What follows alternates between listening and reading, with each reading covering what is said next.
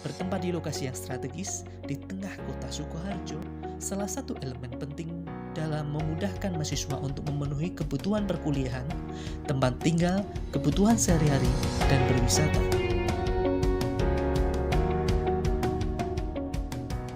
Program studi pendidikan yang menciptakan tenaga profesional siap kerja untuk membantu individu yang memiliki masalah pribadi, hubungan sosial, belajar, dan karir. Bimbingan dan konseling Univet berdiri sejak tahun 1983 dengan nama Psikologi Pendidikan dan Bimbingan, kemudian berganti nama menjadi Bimbingan dan Konseling dengan akreditasi B.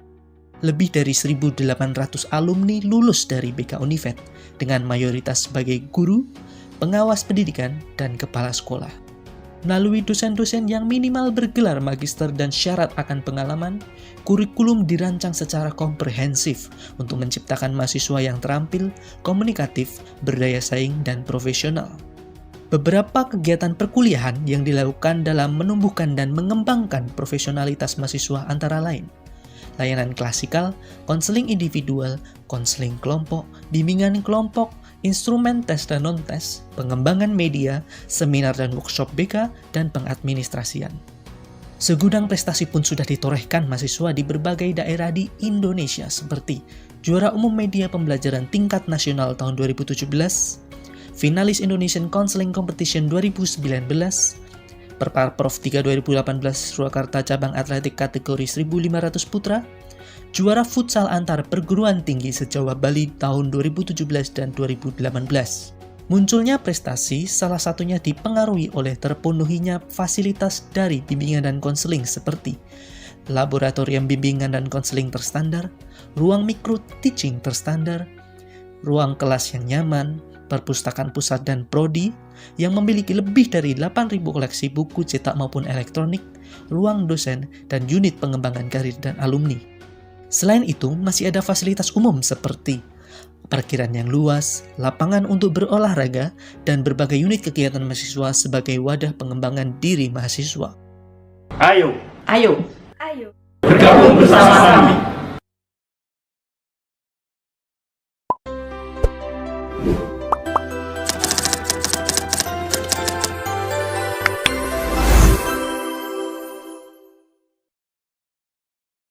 Oke, standby, kamera ready, sound ready, 3, 2, 1, action.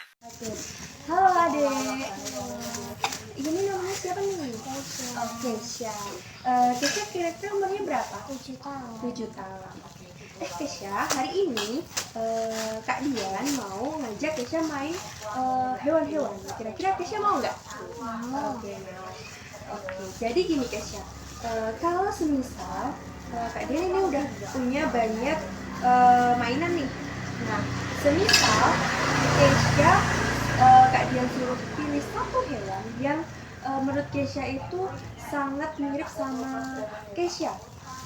Nah, kira-kira Kesha mau pilih hewan yang mana? Rusa. Oke, dulu. Kenapa Kesha suka sama si rusa? Apakah rusa itu suka bergerombol, terus suka berimigrasi bareng atau gimana? Bergerombol. Berarti Kesha suka banyak temen ya? Karena rusa itu banyak temennya, si Kesha kalau mau pilih temen kira-kira yang mana nih? Anjing. Anjing, oke. Nah, si rusa udah punya teman anjing nih. Nah, kenapa Kesha pilih anjing sebagai temennya si rusa? Apakah anjingnya ini suka bermain bersama atau ramah atau gimana? Suka bermain bersama. Oke. Jadi si rusa itu suka berkerumun banyak temennya, terus suka punya temen yang kayak anjing ya, terus dia suka bermain bersama gitu. Oke, kalau si rusa udah dapat temen nih, nah kira-kira kalau si rusa ini punya seorang ibu, nah Kesha mau pilih hewan yang mana nih? Kura-kura. Ini ambil dulu. Kenapa Kesha pilih yang kura-kura sebagai ibunya si rusa? Dia baik. Terus imut. Terus apa lagi? Sabar mungkin ya. Iya, sabar. Terus Kalau ibunya udah dapet nih, kira-kira kalau bapaknya si rusa, Kesha mau pilih yang mana? Kucing. Kucing. Oke, kenapa Kesha pilih kucing sebagai bapaknya si rusa? Dia bisa main. Oh, dia sih bisa main, bisa diajak main ya. Terus apa lagi? Lucu. Lucu juga. Terus apa lagi? Ada nggak? Suka belajar bersama si rusa ya. Oke. Terus kalau Kesha punya kakak enggak? Punya.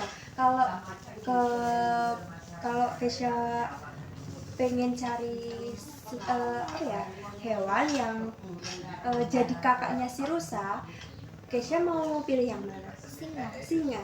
Yang mana nih? Ambil dulu. Oke. Nah, kenapa Kesha pilih singa sebagai kakaknya si rusa?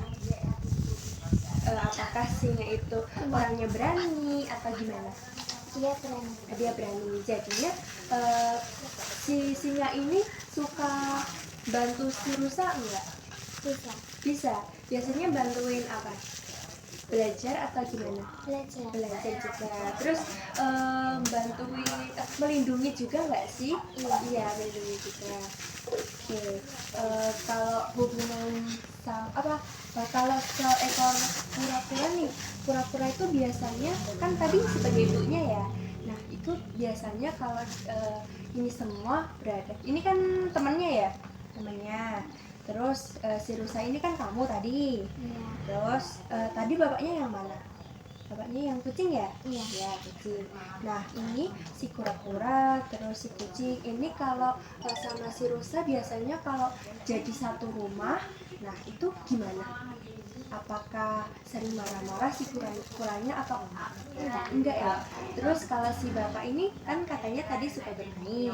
Nah, ini biasanya suka bermain sama si rusa enggak? Suka bermain ya. Terus apa lagi ya? Si kucing ini kan sebagai bapak kucing ya. Nah, bapak kucingnya ini biasanya ngapain aja? Kalau kan tadi selain bermain nih, biasanya ngajarin si rusa enggak?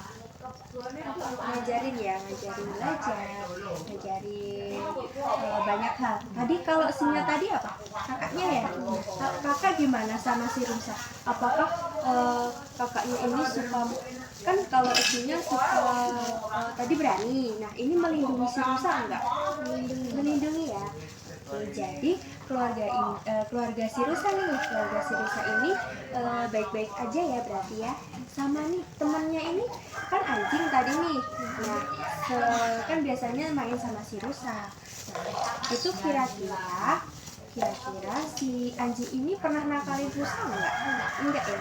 Berarti si rusa sama si anjing berteman baik ya. Oke, berarti kalau gitu semuanya ini baik-baik aja ya. Terus si hewan-hewan ini saling berinteraksi satu sama lain, bermain bersama ya. Oke, gimana nih Kesha setelah bermain hewan-hewanan sama Kak Dian, rasanya seneng apa nih?